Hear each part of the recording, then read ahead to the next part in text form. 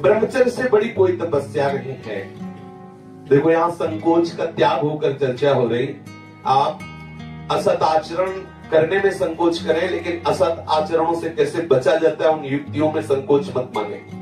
महादेव जी कहते हैं ब्रह्मचर्य अर्थात वीर्य धारण करना महान उत्कृष्ट तप है, भगवत प्रसन्नता का प्रधान हेतु है। इससे बढ़कर कोई तपश्चर्या तीनों लोकों में प्रसिद्ध नहीं है। जो ऊर्ध्वरेत्वा अखंड ब्रह्मचारी है वो पुरुष नहीं, वो साक्षात भगवत स्वरूप महादेव है। इस मार्ग में कोई किसी भी संप्रदाय का हो, किसी भी परंपरा का हो, ब्रह्मचर्य की विशेष आवश्यकता है। जब तक आपके जीवन में ब्रह्मचर्य का संयम नहीं होगा तब तक आपको भगवदानंद की प्राप्ति हो ही नहीं सकती। ये जो हमारा अखंड भजन नहीं होता, जो हमारे हृदय में उत्साह नहीं बढ़ रहा भगवत प्राप्ति का, उसका कारण है ब्रह्मचर्य का नाम। जितना एक कामुक व्यक्ति अंधा होता है उससे बढ़कर कोई अंधा नहीं होता। नेत्र दोनों फूट जाए उसे अंधा नहीं कहते, उसको तो मार्ग नहीं दिखाई देगा। लेकिन जो कामुक पुरुष है, जो मदांध है, जो विषयों में अंधा, उससे ज्यादा अंधा कोई नहीं होता। लोक परलोक सब कुछ नष्ट कर लेता है। ब्रह्मचर्य की अपार महिमा है, परंतु आज हमारे नीच वातावरण में ब्रह्मचर्य को धूल धूसरित किया जा रहा है। ये महापुरुषों के वचन है, बिल्कुल अक्षरशः सत्य है। एकांत में चिंतन मनन करने के बाद आपकी श्रवणेंद्रिय तक पहुंच रही है बात। आज की नीचता, आज का मनोरंजन ब्रह्मचर्य को धूल धूसरित कर रहा है, ब्रह्मचर्य का नाश कर रहा है। कोई समझ ही नहीं रहा है कि कितनी बड़ी हम भयानक गलती कर रहे हैं। ये वीर शक्ति हमारे प्रभु की अद्भुत कृपा है। अगर इस पर हम दृष्टि डालें तो आप जिस मार्ग में चलना चाहेंगे उस मार्ग में आपको बहुत बड़ा बल, बहुत बड़ा संबल, बहुत बड़ी सामर्थ्य मिलेगी ब्रह्मचर्य से। ये भगवान की कृपा शक्ति है। जो इसका पतन करते हैं निसंदेह वो किसी योग्य नहीं रह जाते। ब्रह्मचर्य का ह्रास जीवन का नाश अर्थात मृत्यु, संपूर्णतया सत्यनाश, सर्वनाश, मृत्यु, ब्रह्मचर्य नाश, सुख का नाश, आरोग्य का नाश, तेज का नाश, विद्या का नाश, बल का नाश, सामर्थ्य का नाश, स्वातंत्र का नाश, धर्म का नाश, भजन का नाश ब्रह्मचर्य के नाश पर है। यदि आपने ब्रह्मचर्य नष्ट कर दिया तो आप किसी काम के नहीं रह गए। आधार स्तंभ टूट गया तो चाहे जितना सुंदर भवन हो नष्ट हो ही जाता है। धर्मनाश होने से संपूर्णतया नाश माना जाता है। जिसका ब्रह्मचर्य नाश है वो कभी भी धर्म से युक्त नहीं रह सकता। हमारे स्वास्थ्य की संपूर्णतया वृत्तियों को बिगाड़ देने वाली ये चेष्टा है। मरणम बिंदु पातेन जीवनम बिंदु धारणात्। ये भगवान शंकर का अमिट सिद्धांत है कि जो वीर के साथ खिलवाड़ करता है वो साक्षात मृत्यु का वर्ण कर रहा है। जो वीर को रोकता है, धारण करता है, वो अमर है, वो भगवत स्वरूप हो जाता है।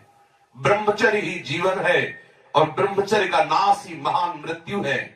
ब्रह्मचर्य ही स्वस्थता है, ब्रह्मचर्य का नाश ही महान रोगों का निमंत्रण है।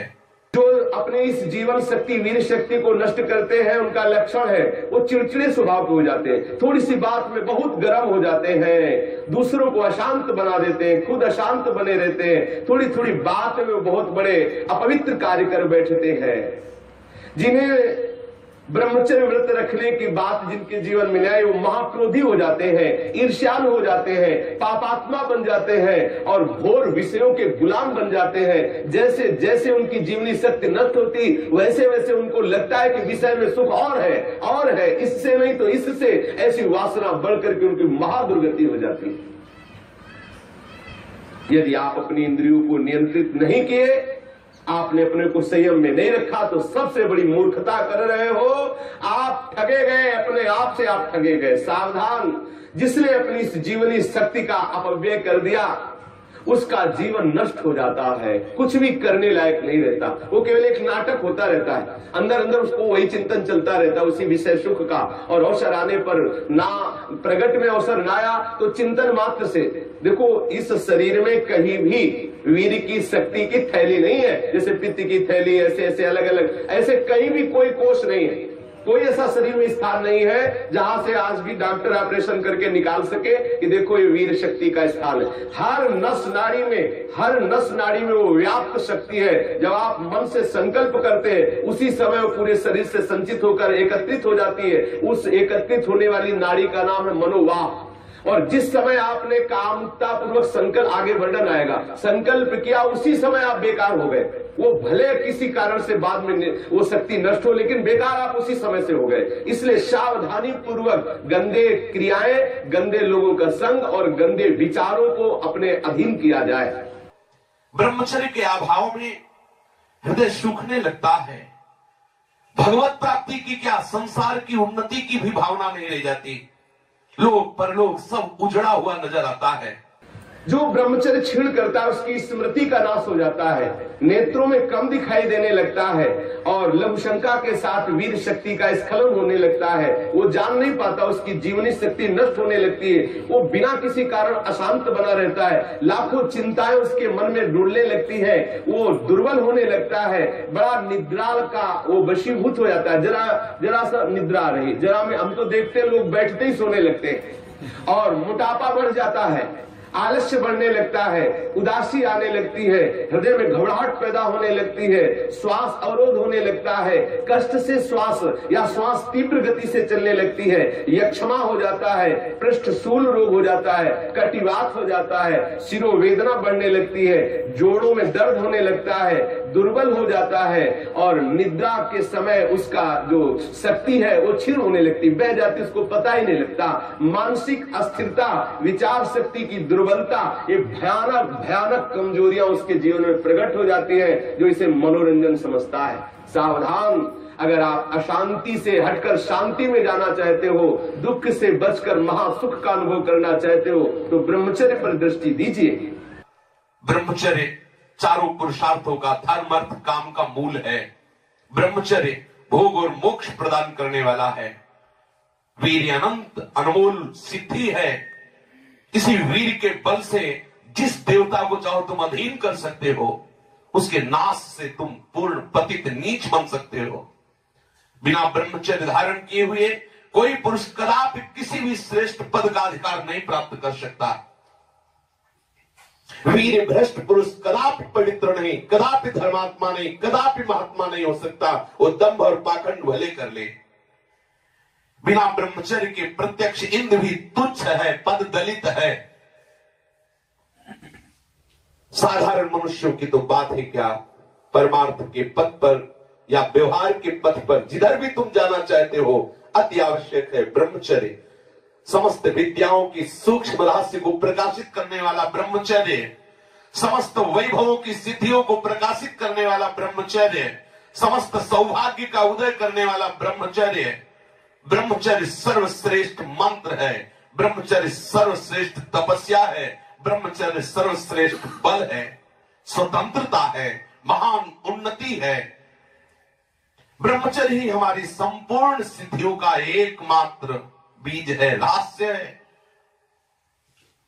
जो साधक या जो गृहस्थ 20 वर्ष अगर गृहस्थ में जाना है तो 20 वर्ष तक किसी भी स्थिति में ब्रह्मचर्य नष्ट नहीं होना चाहिए। यदि ब्रह्मचर्य नष्ट करते हैं तो वो गृहस्थी के योग्य नहीं रह जाते। उनके घर में भ्रष्टाचार होता है, संतानें भी होती है तो वही होती है जो किसी योग्य नहीं रहते।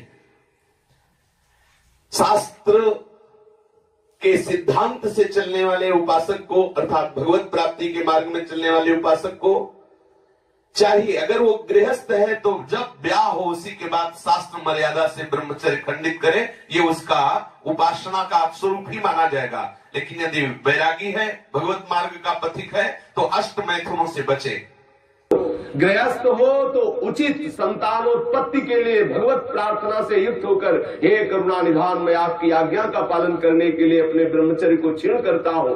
आपकी कृपा प्रसाद से मैं आपकी प्राप्ति के लिए गृहस्थ धर्म रूपी पूजा आपको स्वीकार करने के लिए प्रार्थना करता हूँ। प्रभु, ये पूजा है, आप स्वीकार कीजिए। वो गृहस्थ धन्य है जो ब्रह्मचर्य पूर्वक संतानोत्पत्ति की क्रिया करके भगवान की आराधना करता है। जो विरक्त संपूर्ण रूप से ब्रह्मचर्य है उसको विशेष साधना नहीं करनी पड़ती, अपने आप भगवती स्मृति अखंड होने लगती है, क्योंकि महाआनंद स्वरूप ब्रह्मचर्य है। महाआनंद, आप सोच भी नहीं सकते कि ब्रह्मचारी को कितना आनंद होता है। जो ब्रह्मचर्य धारण करता है उससे अपार आनंद, अपार सुख प्राप्त होता है।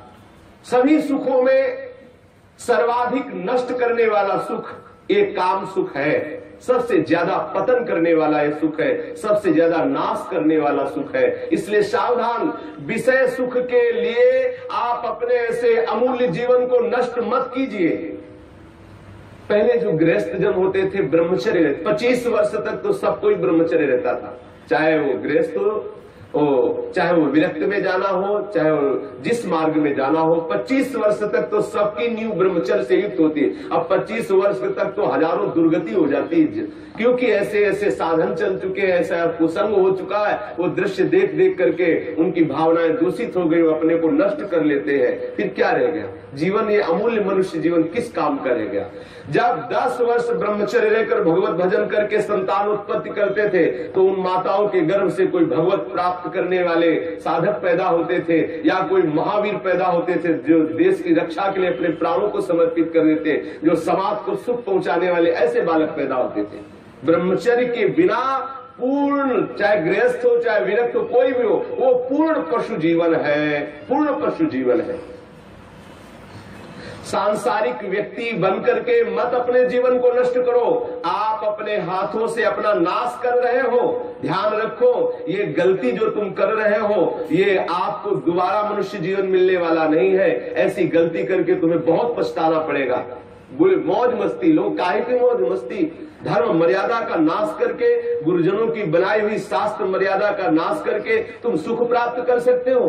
कुछ समय मिला, कर लो जो करना है। ऐसे भयानक रोग पैदा होंगे कि मरोगे, कोई पानी देने वाला नहीं मिलेगा। ये सब नाटक भूल जाएगा। इसलिए शास्त्र और गुरु की बनाई हुई मर्यादा के अनुसार चलो, तो ही संसार में भी तुम सुख का अनुभव, जहां नहीं है सुख वहां भी अनुभव कर सकते हो, यदि शास्त्र और गुरु की मर्यादा से युक्त रहोगे, उनके बनाए हुए विधान के अनुसार चलोगे। ये जो आजकल सब चल रहा है ना, ये बहुत हानिकारक है। जिसके जीवन में छोड़ दो, जो जिनका ब्याह हो गया वो अपने पति को छोड़ करके दूसरे पतियों के पुरुषों की तरफ कामुक दृष्टि से देखती है, जानते उनकी क्या दुर्गति होती है?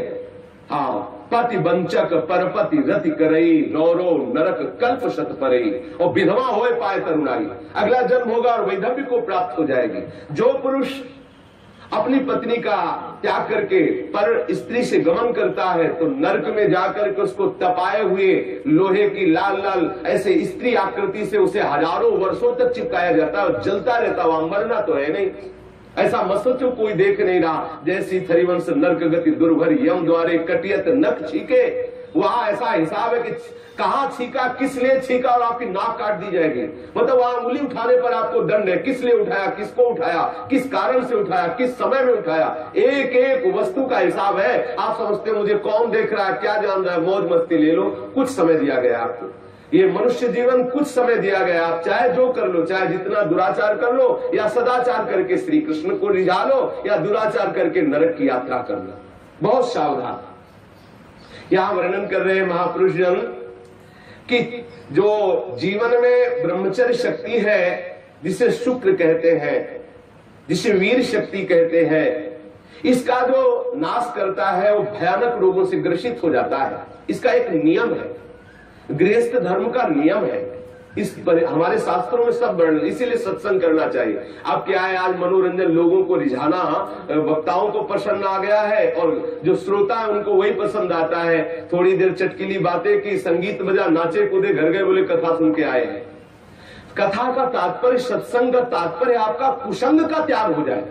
आप जो दुर्गुण दुराचार प्रवृत्तियों में रत है उनका त्याग हो जाए, उससे सत्संग। मानो सत्संग सुन के आए तो आपको थोड़ी देर तो खो जाना चाहिए, दूसरे को अपने आप पता लगे कि ये सत्संग सुन के आ रहा है, खो गया।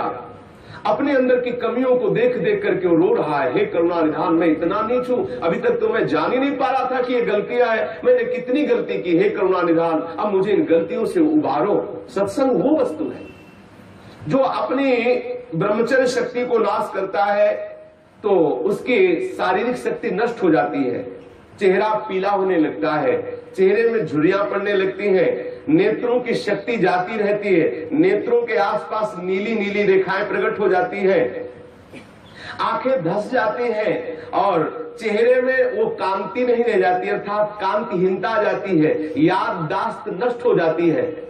वस्तु रख दी, भूल गए, कोई आज्ञा भूल गए। क्यों भूल गए? क्योंकि ब्रह्मचर्य नहीं, मेधा शक्ति क्षीण हो गई। भगवत स्मरण करोगे, कैसे भजन होगा? क्योंकि भजन वाली वस्तु तो आपने नष्ट कर दी। खिलवाड़ समझते हो क्या इससे? ये मनुष्य जीवन आपको मिला है भगवत प्राप्ति के लिए। सावधान, संतान भी प्रकट होगी तो महावीर और भगवान का प्रेमी महात्मा पैदा होगा यदि आप ब्रह्मचर्य से रहोगे। और कुमारगामी रहोगे तो अप्पू गप्पू पैदा होंगे, भी जूतों से मारेंगे आपको और बुढ़ापे में पानी नहीं देंगे, सड़ोगे ऐसे पड़े। जो सावधानी पूर्वक इसकी रक्षा नहीं करते उनको अनेक बार बड़ी बड़ी भारी विपत्तियों को भोगना पड़ता है। आप क्या समझते हो? जिस वीर शक्ति से ऐसे सुंदर संतान की उत्पत्ति होती है, उसी वीर शक्ति को आप मनोरंजन में नष्ट कर रहे हैं। ये हत्या है, हत्या। शास्त्र वर्णन करते हैं, आपको भोगना पड़ेगा उसका दंड। जैसे माताओं के गर्भ में पलते हुए शिशु को वो गर्भ हत्या जैसे पाप कर देती है, ऐसे पुरुषों को सावधान रहना चाहिए। संतानोत्पत्ति के निमित्त से किया गया ब्रह्मचर्य खंडित भगवत उपासना माना जाएगा और अपनी वासना से प्रेरित होकर ब्रह्मचर्य नष्ट करना या अन्य उपायों से ब्रह्मचर्य नष्ट करना वो हत्या में लिखा जाएगा। इसीलिए अंतःकरण मलिन हो जाता है और भगवत भजन का केवल वो एक क्रिया मात्र होने लगता है, आनंद का अनुभव नहीं होता।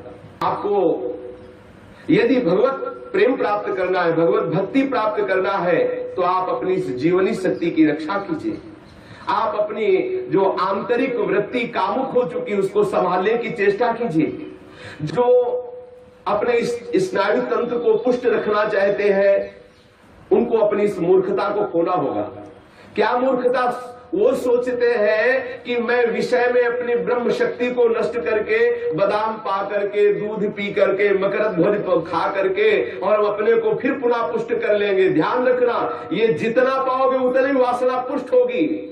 जिसके चेहरे की तरफ देखो ऐसा लगता है जैसे किसी मकान में आग लगा दी जाए तो फिर वो मकान की शोभा क्या होती है। ऐसे जिसके जीवन में पुण्य नहीं रह गए, भगवत आराधन नहीं रह गया, ब्रह्मचर्य नहीं रह गया, सदाचार नहीं है, बड़ों का सम्मान नहीं, उसका जीवन क्या है? जीवन कैसा पशुवत जीवन हो रहा है। छोटे छोटे अभी बच्चे 15-16 वर्ष के माता पिता के अवहेलना करके मनमाना आचरण करते हैं।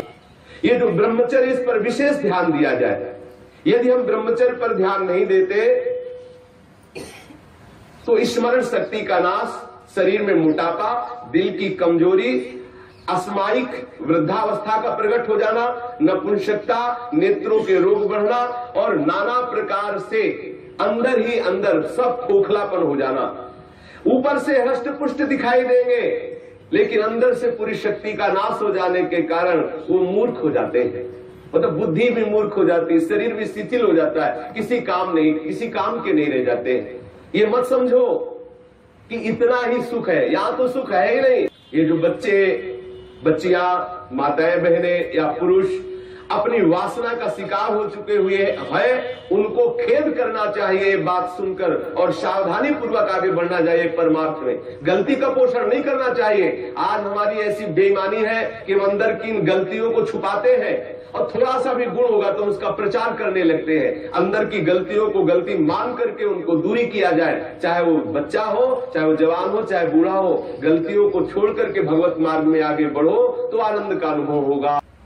ये प्राणों की पूर्ण शक्ति है, जीवनी शक्ति है, इसे व्यर्थ में नष्ट मत करो। सावधान हो। देखो आप थोड़ी देर ब्रह्मचर्य रह करके देखो, आपके नेत्रों में चमक आ जाएगी, आपके कपोलों पर लावण्य आ जाएगा, आपके हृदय में बिना कुछ किए एक आनंद की लहर सी दौड़ती रहेगी। थोड़े दिन रह के देखो। कुछ दिन ब्रह्मचर्य रहने पे कष्ट का अनुभव होता है। जब अंदर वासना होती है ना, वो प्रेरित करती है। जैसे जैसे ब्रह्मचर्य बढ़ता वैसे वैसे अंदर आह्लाद होता है। वो हम आह्लाद को नहीं सह पाते तो लगता है कि यदि ब्रह्मचर्य क्षीण हो जाए तो मुझे सुख मिलेगा, ऐसा लगता है। यदि सत्संग हो और भजन पूर्वक हम जीवन व्यतीत करें, सदाचार पूर्वक भोजन शुद्ध हो, तो कुछ ही महीने में वो ब्रह्मचर्य जब पकने लगता है, थोड़ा सा आनंद अनुभव होते सहने लगता है, पहले तो थोड़ा कष्ट होता है। अगर 1 वर्ष ठीक ब्रह्मचर्य रह जाए और कुसंग ना हो तो इतना आनंद उसको अनुभव होने लगेगा, देखेगा नहीं इस नारकी खेलों की तरफ, इधर संसार के इन दुर्गुण दुराचारों की तरफ देखेगा भी नहीं, पर कुसंग ना होने पावे। अगर कुसंग होगा तो 20 वर्ष ब्रह्मचर्य रहने के बाद भी पतित हो जाएगा। कुसंग से सर्वदा बचता रहे।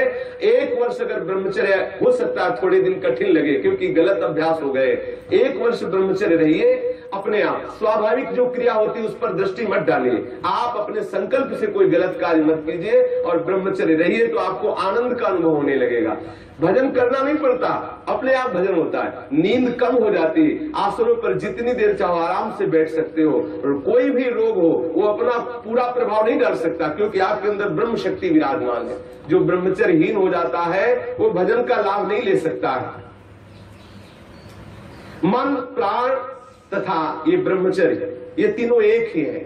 जिसका ब्रह्मचर्य ठीक, उसके प्राण सूक्ष्म हो जाते हैं और मन शांत होने लगता है। जिसका ब्रह्मचर्य ठीक नहीं, स्थूल प्राण होने लगते हैं। पहचान है, ऐसे भैंसे की जैसे श्वास निकलती, जब सोते तो बड़े भारी ऐसे घोटे शोरगुल होता है, स्थूल प्राण